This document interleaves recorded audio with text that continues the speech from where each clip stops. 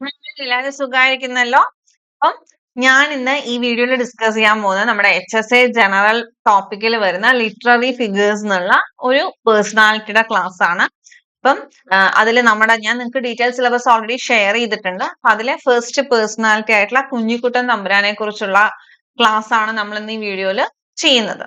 അപ്പം കുറെ നാളായി ഞാൻ ഒരു 4-5 വർഷം മുൻപ് വരെ GK ടോപ്പിക്കുകളും കോൺസ്റ്റിറ്റ്യൂഷനും ഒക്കെ ക്ലാസ് എടുത്തിട്ടുണ്ടായിരുന്നു. അത് കഴിഞ്ഞപ്പോഴേക്കും മാത്സും സൈക്കോളജിയും മെത്തഡോളജിയും ഒക്കെ ആയിട്ട് അങ്ങോട്ട് ഒന്ന് ചുരുങ്ങി. അപ്പം നിരന്തരമായിട്ട് കുട്ടികൾ ഇങ്ങനെ മെസ്സേജ് അയക്കുന്നത് മിസ് HSAയുടെ കോഴ്സ് തുടങ്ങുമോ, ജനറൽ പേപ്പറിനെങ്കിലും തുടങ്ങി തരുമോ എന്നൊക്കെ ചോദിച്ചിട്ട്. അപ്പൊ അങ്ങനെ ആലോചിച്ചപ്പോൾ ഞാൻ ജസ്റ്റ് ഒന്ന് നിങ്ങൾക്ക് വേണ്ടിയിട്ട് നോട്ടൊക്കെ പ്രിപ്പയർ ചെയ്യാൻ തുടങ്ങി. അപ്പം അങ്ങനെയാണെങ്കിൽ മെയ് 1 തൊട്ടിട്ട് ജനറൽ പേപ്പറിന്, അതായത് 20 മാർക്ക് വരുന്ന ജനറൽ പേപ്പറിന് ക്ലാസ് സ്റ്റാർട്ട് ചെയ്യാന്ന് വിചാരിക്കുന്നുണ്ട്. നിങ്ങളുടെ സപ്പോർട്ട് ഉണ്ടെങ്കിൽ നമുക്ക് ക്ലാസ് സ്റ്റാർട്ട് ചെയ്യാം കേട്ടോ. വളരെ ചെറിയൊരു ഫീസിൽ ടെലിഗ്രാം ചാനലിലൂടെ തന്നെ നമുക്ക് ക്ലാസ് പ്രൊവൈഡ് ചെയ്യാന്നുള്ള പ്ലാൻ ആണ്. അപ്പോൾ അതിന്റെ ഡീറ്റെയിൽസ് ഒക്കെ ഞാൻ നിങ്ങളോട് പറഞ്ഞുതരാം. താല്പര്യം ഉണ്ടെങ്കിൽ നിങ്ങൾ എന്നെ കണക്ട് ചെയ്യണം. അതുപോലെ തന്നെ ഞാൻ പറഞ്ഞല്ലോ, കുറെ നാൾക്ക് ശേഷമാണ് ഞാൻ ഇങ്ങനെ ഒരു വീഡിയോ ചെയ്യുന്നത്. അപ്പൊ വീഡിയോ നിങ്ങൾക്ക് യൂസ്ഫുൾ ആയോ, അല്ല നിങ്ങൾക്ക് എന്തെങ്കിലും എനിക്ക് അത്ര ഇഷ്ടമായില്ല കേട്ടോ മിസ്സിന്റെ ഈ വീഡിയോ എന്നാണെങ്കിൽ പോലും നിങ്ങൾ വീഡിയോയിൽ കമന്റ് ആയിട്ട് രേഖപ്പെടുത്തണം. കാരണം നിങ്ങളുടെ റെസ്പോൺസ് അനുസരിച്ചിട്ട് വേണം എനിക്ക് അടുത്ത വീഡിയോ ചെയ്യാനും നമ്മുടെ കോഴ്സിന്റെ കാര്യത്തിൽ തീരുമാനം ഉണ്ടാക്കാനും. തീർച്ചയായും നിങ്ങളുടെ റെസ്പോൺസ് ഞാൻ പ്രതീക്ഷിക്കുന്നുണ്ട്. നിങ്ങൾ എന്നെ അറിയിക്കണം. അപ്പൊ നമുക്ക് വീഡിയോയിലേക്ക് പോവാം. Welcome to my channel learn with Priyanka.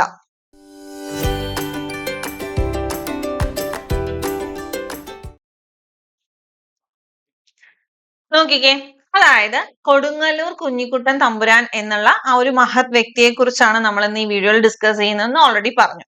ഇതില് നിങ്ങൾ ശ്രദ്ധിക്കണേ, കുറെ PDF-കളൊക്കെ നമുക്ക് അവൈലബിൾ ആണ്. എവിടെ? നമ്മുടെ സോഷ്യൽ മീഡിയാസിലൊക്കെ അവൈലബിൾ ആണ്. അതില് ശ്രദ്ധിക്കേണ്ട ഒരു കാര്യം എന്താന്ന് വെച്ചാല് പലരും പല രീതിയിലുള്ള ഇയർ ഒക്കെയാണ് അവിടെ പറയുന്നത്. അപ്പൊ അതൊന്നും നിങ്ങൾ എന്താ പറയാ നോക്കണം. ഞാന് കുഞ്ഞിക്കുട്ടൻ തമ്പുരാന്റെ പേരിൽ കൊടുങ്ങല്ലൂർ ഒരു ഗവൺമെന്റ് കോളേജ് ഉണ്ട്, നിങ്ങൾക്ക് അറിയുമായിരിക്കും അല്ലെ? അപ്പം ആ കോളേജ്, അദ്ദേഹത്തിന്റെ പേരിലുള്ള കോളേജിന്റെ വെബ്സൈറ്റിൽ കയറിയിട്ടാണ് ഞാൻ ഈ ഒരു വർഷം എടുത്തത്. അപ്പൊ അതിൽ 1865 to 1913 എന്നാണ് കൊടുത്തിരിക്കുന്നത്. വർഷത്തിനൊന്നും അത്ര പ്രാധാന്യമില്ല, എങ്കിലും ഞാൻ പറഞ്ഞു നോക്കാനും വേറെ ഏതെങ്കിലും PDF നിങ്ങൾക്ക് ചിലപ്പോൾ മിസ്മാച്ച് തോന്നാം. ഓക്കെ, ഇനി എന്താണ് എക്സാം പോയിന്റ് ഓഫ് വ്യൂല് നിങ്ങൾക്ക് എക്സാമിന് പഠിക്കേണ്ട കാര്യങ്ങൾ മാത്രമേ ഉള്ളൂ. വളരെ കുറച്ച് പഠിച്ചാൽ മതി കേട്ടോ. ഞാൻ പറഞ്ഞല്ലോ, മാക്സിമം ഒരു 2 മാർക്ക് അല്ലെങ്കിൽ 1 മാർക്ക് നിർബന്ധമായിട്ട് വരുന്ന ഒരു ഭാഗമാണത്. അപ്പം കേരള വ്യാസൻ എന്നറിയപ്പെടുന്ന ആരാണ്? ഇതാണ് കൊടുങ്ങല്ലൂർ കുഞ്ഞിക്കുട്ടൻ തമ്പുരാനാണ്. അദ്ദേഹത്തിന്റെ ഒറിജിനൽ നെയിം എന്തായിരുന്നു? ചോദിക്കാവുന്ന ഒരു ക്വസ്റ്റ്യൻ ആണ്. എന്താണ്? രാമവർമ്മ എന്നായിരുന്നു അദ്ദേഹത്തിന്റെ ഒറിജിനൽ പേര്. അദ്ദേഹത്തിന് ഒരു പെറ്റ് നെയിം ഉണ്ടായിരുന്നു. എന്താണ്? കുഞ്ഞിക്കുട്ടൻ. അപ്പൊ ഇതൊന്നും പഠിക്കേണ്ട ആവശ്യമില്ല അല്ലെ? നമ്മൾ കൊടുങ്ങല്ലൂർ കുഞ്ഞിക്കുട്ടൻ തമ്പുരാനെ കുറിച്ചാണ് പഠിക്കുന്നത്. അതുകൊണ്ട് തന്നെ കുഞ്ഞിക്കുട്ടൻ അല്ലെ? കുഞ്ഞിക്കുട്ടൻ എന്ന് പറയുമ്പോൾ നമ്മൾ ചെറിയ കുട്ടികളെ സ്നേഹത്തോടെയൊക്കെയാണ് അല്ലെ കുഞ്ഞു കുഞ്ഞി എന്നൊക്കെ വിളിക്കൂ അല്ലെ? അപ്പൊ ആ കുട്ട എന്നൊക്കെ വിളിക്കുന്നത് അങ്ങനെയാണ്. കുഞ്ഞിക്കുട്ടൻ എന്നത് പെറ്റ് നെയിം ആയിട്ട് ഓർക്കുക. ഒറിജിനൽ നെയിം എന്ന് പറയുമ്പോൾ ഇത്തിരി ഗാംഭീര്യമുള്ള പേരായിട്ട് കൺസിഡർ ചെയ്യാം അല്ലെ? നമുക്കൊരു രാമ അല്ലെ? രാമവർമ്മ എന്ന് പറയുന്നത് അദ്ദേഹത്തിന്റെ ഒറിജിനൽ നെയിം ആണ്. ഇനി ചോദിക്കാൻ ചാൻസ് ഉള്ള ഒരു ക്വസ്റ്റ്യൻ, അദ്ദേഹത്തിന്റെ ഗുരു. ആക്ച്വലി അദ്ദേഹത്തിന്റെ അമ്മാവനാണ് അദ്ദേഹത്തിന്റെ ഗുരു. അമ്മാവന്റെ പേരാണ് എന്ത്? കുഞ്ഞിരാമവർമ്മ അല്ലെ? നോക്കിക്കേ, ഒക്കെ ഭയങ്കര നമുക്ക് ഒരേ പേര് തന്നെ റിപ്പീറ്റ് ചെയ്ത് വരികയാണ്. അതായത് അനന്തരവന്റെ പേര് രാമവർമ്മയും അമ്മാവന്റെ പേര് കുഞ്ഞിരാമവർമ്മയാണ്. ഒരു എന്താ പറയാ, ഉൾട്ടയായിട്ടൊന്ന് ഓർത്താൽ മതി. അമ്മാവൻ ചെറുതാണ്, അനന്തരവൻ വലുതാണെന്നൊക്കെ വെറുതെ കണക്ട് ചെയ്താലേ നിങ്ങൾക്ക് ആൻസർ കിട്ടും. അപ്പൊ ഗുരുവിന്റെ പേരൊന്നും ചോദിച്ചു കണ്ടിട്ടില്ല, ചോദിച്ചാൽ. ഓക്കെ, ഇനി ഹി ട്രാൻസ്ലേറ്റഡ് ദ എപ്പിക്. ഏതാണ്? മഹാഭാരതം. ഓക്കെ, മഹാഭാരതയില് എത്ര ശ്ലോകങ്ങൾ? ഏകദേശം ഒരു 874 ദിവസം എടുത്തത്, 1,25,000 അങ്ങനെ എന്തോ ഒരു കണക്കുണ്ട്. അത്രയും ശ്ലോകങ്ങളാണ് ആര് ട്രാൻസ്ലേറ്റ് ചെയ്തത്? കുഞ്ഞിക്കുട്ടൻ തമ്പുരാൻ മഹാഭാരതത്തിലെ മലയാളത്തിലേക്ക് ട്രാൻസ്ലേറ്റ് ചെയ്തത്. വളരെ ഇമ്പോർട്ടന്റ് ആയിട്ടുള്ള ഒരു ക്വസ്റ്റ്യൻ ആണ്. നമുക്ക് എക്സാമിന് ചിലപ്പം എന്താണ് സ്റ്റേറ്റ്മെന്റ് മോഡൽ ക്വസ്റ്റ്യൻ ആയിരിക്കും വരിക. അപ്പൊ അതിൽ ഈ കാര്യങ്ങളൊക്കെ വേണം. ഇനി പറയാൻ പോകുന്ന പോയിന്റും വളരെ ഇമ്പോർട്ടന്റ് ആണ്. എന്താണ്? കുഞ്ഞിക്കുട്ടൻ തമ്പുരാൻ സ്റ്റാർട്ടഡ് 2 ലിറ്റററി മൂവ്മെന്റ്സ്. എന്താണ്? മലയാളത്തിൽ 2 ലിറ്റററി മൂവ്മെന്റ്സ് ആണ് സ്റ്റാർട്ട് ചെയ്തത്. ഒന്ന് പച്ച മലയാളം, നമ്മൾ അറിയാലേ പച്ച മലയാളത്തിൽ സംസാരിച്ച മംഗ്ലീഷ് ഒന്നും വേണ്ട എന്ന് പറയില്ലേ, അതുപോലെ പച്ച മലയാളം. പിന്നെന്താണ് പുരാണേതിഹാസ വിവർത്തനം, അതായത് ഇതിഹാസങ്ങളുടെ വിവർത്തനം. ഇതില് പച്ച മലയാളം എന്ന് പറഞ്ഞു വെച്ചാല് നമ്മൾ എന്താണ് പച്ചയായിട്ടുള്ള മലയാളം, അതായത് അതിനകത്തേക്ക് സാൻസ്ക്രിറ്റിന്റെ കടന്നുകയറ്റം ഉണ്ടാവില്ല. അപ്പൊ സാൻസ്ക്രിറ്റിന്റെ കടന്നുകയറ്റം ഇല്ലാതെ അല്ലെങ്കിൽ സാൻസ്ക്രിറ്റിലെ വേർഡ്സ് ഒന്നും ഇല്ലാണ്ട് പ്യുവർ ആയിട്ട് മലയാളം മാത്രമായിട്ടുള്ളതിനെയാണ് എന്ത് പറയുന്നത് അദ്ദേഹം പച്ച മലയാളം, അതായത് പ്യുവർ മലയാളം എന്ന് അർത്ഥമാക്കുന്നത്. ഇനിയുള്ള ഒരു ശാഖ എന്ന് പറയുന്നത് പുരാണേതിഹാസ വിവർത്തനമാണ്. അതിലെന്താ ചെയ്യുന്നതെന്ന് വെച്ചാല് ഈ ഇതിഹാസങ്ങൾ, ഇപ്പൊ മഹാഭാരതം, ഭഗവത്ഗീത, അങ്ങനെ എപ്പിക് കാര്യങ്ങളൊക്കെ എന്ത് ചെയ്യുക, ട്രാൻസ്ലേറ്റ് ചെയ്യുക. അങ്ങനെ രണ്ട് വിഭാഗമായിട്ടാണ് അദ്ദേഹത്തിന്റെ ലിറ്റററി മൂവ്മെന്റ്സിനെ ഡിവൈഡ് ചെയ്തിരുന്നത്. ഓക്കെ, ഇനി ലീലാതിലകം, ഇത് കുറെ വട്ടം ചോദിച്ചതാണ്. നമുക്ക് സാധാരണ PSC എക്സാമിനൊക്കെ ചോദിച്ചിട്ടുണ്ട്. എന്താണ്? അദ്ദേഹത്തിന്റെ ഗ്രാമർ ബുക്കാണ്. എന്താണ്? മലയാളം റിലേറ്റഡ് ഗ്രാമർ ബുക്കാണത്. ബുക്കിന്റെ പേരെന്തായിരുന്നു? ലീലാതിലകം. ഓക്കെ, ഇനി ഫസ്റ്റ് ബുക്ക്, അദ്ദേഹത്തിന്റെ ഫസ്റ്റ് ബുക്ക് എന്താണ്? കവിഭാരതം. എന്താണ്? അദ്ദേഹം ആദ്യമായിട്ട് ഏകദേശം 22 വയസ്സ്, അദ്ദേഹത്തിന് 22 വയസ്സുള്ളപ്പോൾ അദ്ദേഹം എഴുതിയ ബുക്കാണ് കവിഭാരതം എന്ന് പറയുന്നത്. ഇനി അദ്ദേഹം ശരിക്കും എന്തൊക്കെ മേഖലകളിലാണ് പ്രഗത്ഭനായിരിക്കുന്നത് നോക്കിക്കേ. He was a poet, historian, essayist and journalist. ഇത്രയും രീതിയിൽ അല്ലെങ്കിൽ ഇത്രയും പ്രവർത്തന മേഖലയിൽ വർക്ക് ചെയ്തിരുന്ന ഒരു മഹത് വ്യക്തിയാണ് ആര്? കുഞ്ഞിക്കുട്ടൻ തമ്പുരാൻ എന്ന് പറയുന്നത്. ഓക്കെ, അദ്ദേഹം വേറെ രീതിയിൽ നമുക്ക് എങ്ങനെ പറയാൻ പറ്റും? A poet, critic, historian, translator. Thampuran was a polymath in the real sense of the word. Okay, അങ്ങനെ ഒരു എന്താ പറയാ, ഒരുപാട് കഴിവുകളുള്ള ഒരു മഹത് വ്യക്തിയായിരുന്നു അദ്ദേഹം എന്ന് നമുക്ക് പറയാൻ സാധിക്കും. ക്ലിയർ ആയില്ലേ? ഇനി നോക്കാം അദ്ദേഹത്തിന്റെ ബുക്കുകൾ ഏതൊക്കെയാണ്.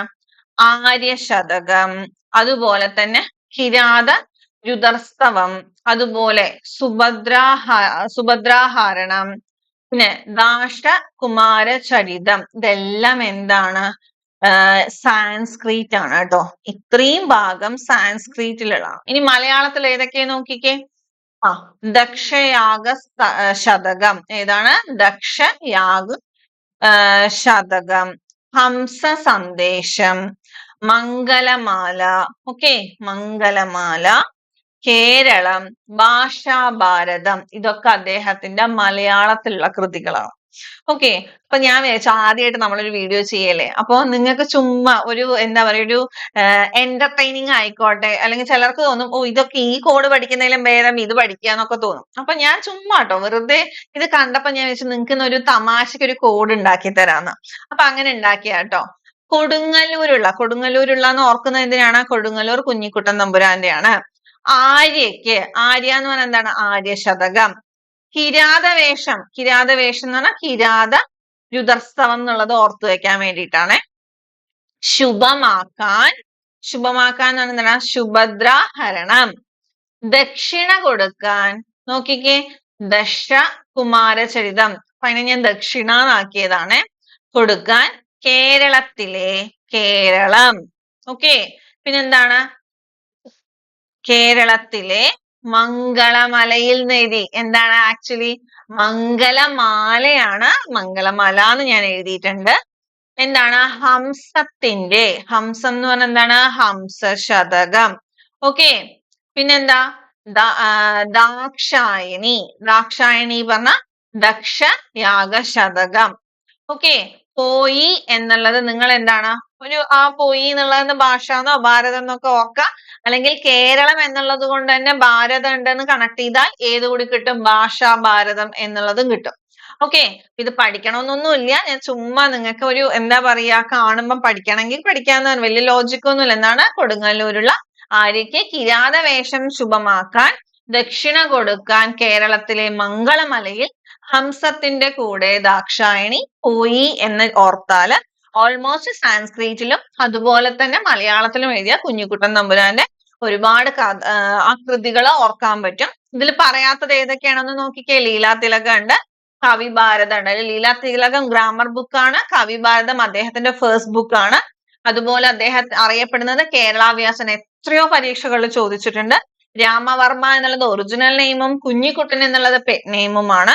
കുഞ്ഞി രാമവർമ്മ എന്നത് അദ്ദേഹത്തിന്റെ അമ്മാവന്റെ പേരാണ്. അമ്മാവൻ തന്നെയാണ് ഗുരു ആയിരുന്നത്.